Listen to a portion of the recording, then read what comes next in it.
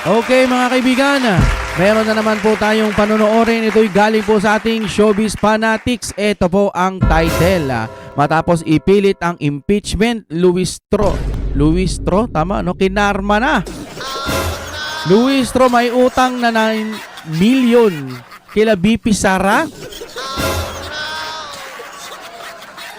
Ang laking pera nun ha.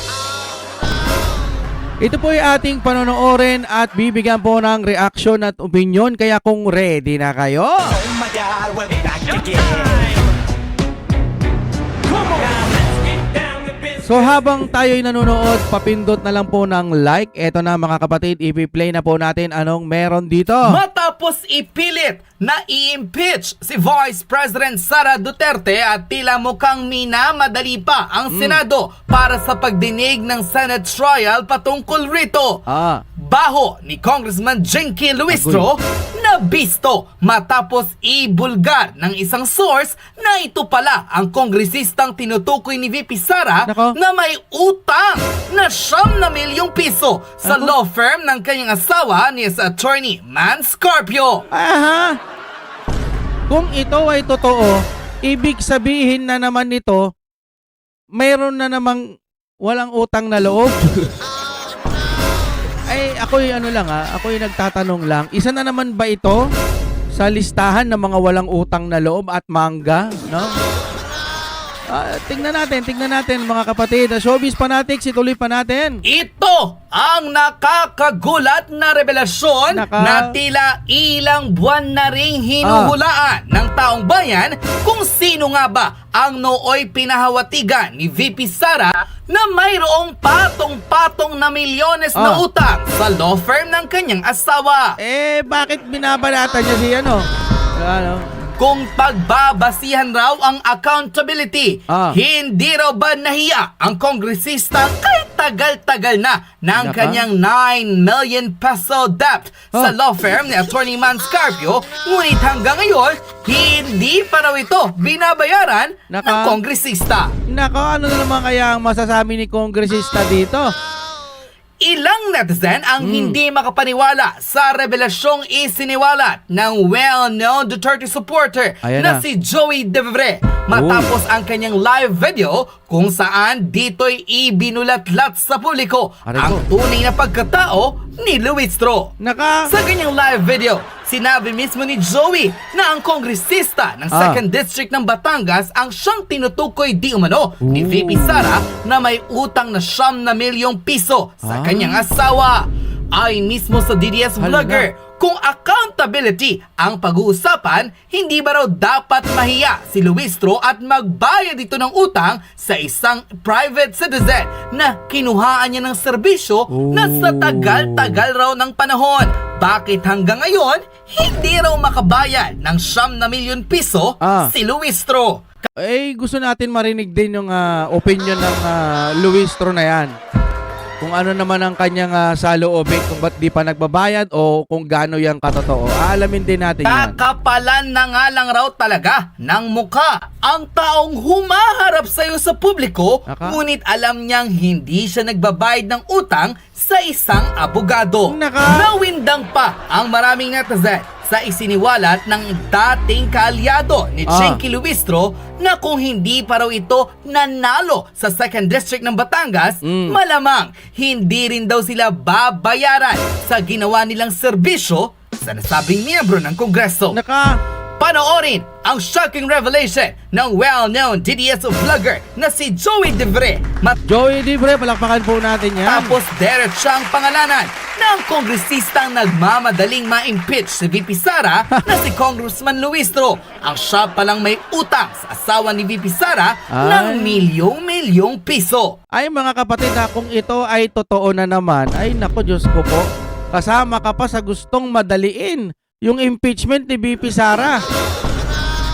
Sigaw ng taong bayan, kakapalan na lang raw talaga ng muka ang kongresistang hindi nagbabayad ng kanyang utang matapos ang serbisyong nakuha nito sa law firm ng asawa ni VP Sara. Narito't panoorin ang full video. Ito, si Jervil Luistro, hindi nga niyan kinaya yung kaso ng asawa niya na merong rape case eh. Kailangan pa niyang humingi ng tulong sa Uy. Uy.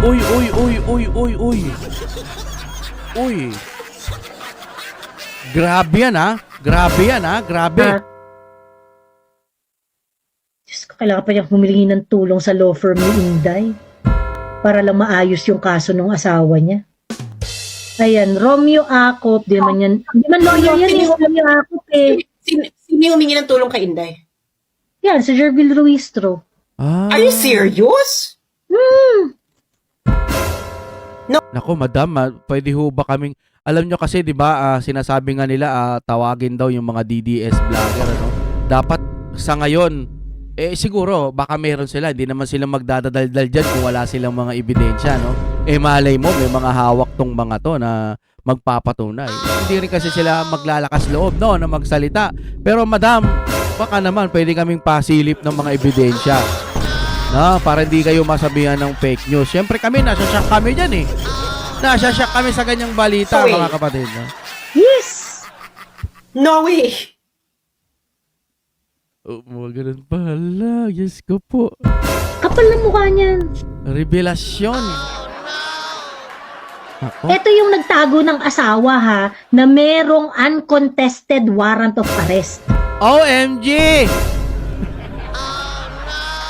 OMG, grabe. Kapal ng mukha, grabe. Sobrang kawawa talaga yung kawawa talaga yung Batangas for having her. Grabe ito. Million ata yung utang, 9 million daw. Daw! 9 Okay. million ng utang. Nako. Siya yung tinutukoy ni Inday na may utang.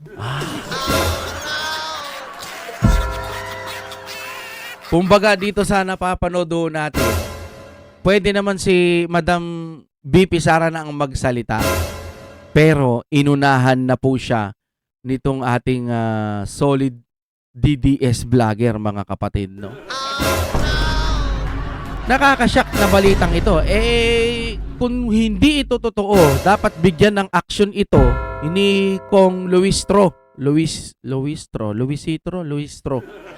No? Kung hindi totoo yung pinagsasabi mo, i-invite kita at pag hindi ka pumunta, bibigyan kita ng subpoena, mga ganyan, ano.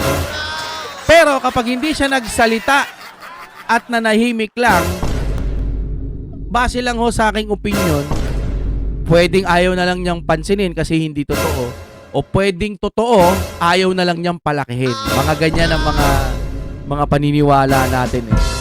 Tuloy muna, tuloy. Oy, tuloy tayo. Ayan na si Sino? ating- Ayun.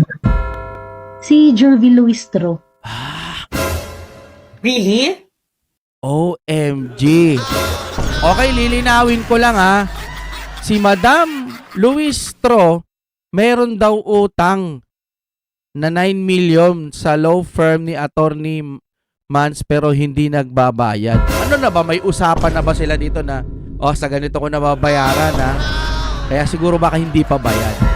Nako mga kapatid, abangan pa natin ang mga susunod na kabanata patungkol po dito sa mga ganitong balita. Siyempre, huwag niyo pong kakalimutan mag-like sa ating video at maraming salamat po sa ating Showbiz Fanatics. Oh my God, we'll be back again. Yes.